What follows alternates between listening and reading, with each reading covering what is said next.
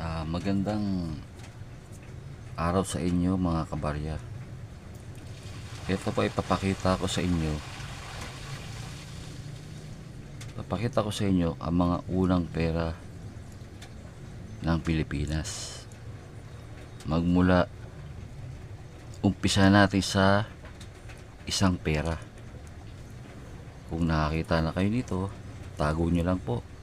O bibiliin ko po sa inyo. Yan.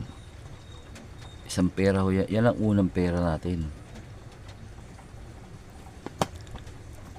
Commonwealth pa yata ito nung araw. 1945. So, lumabas naman itong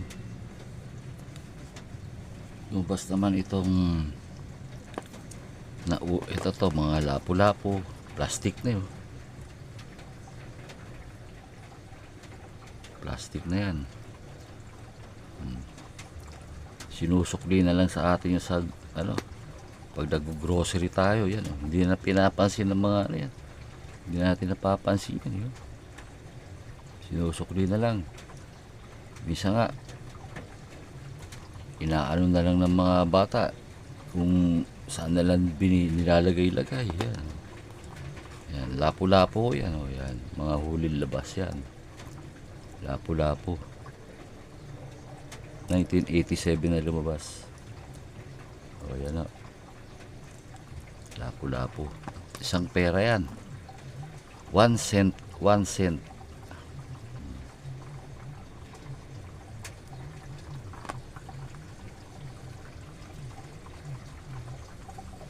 Ito naman po. Sa 5 naman tayo. 5 centavos. Yan, 5 centavos. Commonwealth. 1934.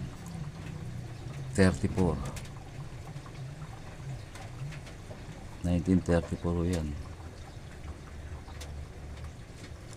Ito naman ang lumabas ng Commonwealth din to. Ito. Yan, 5 cent to. Yan.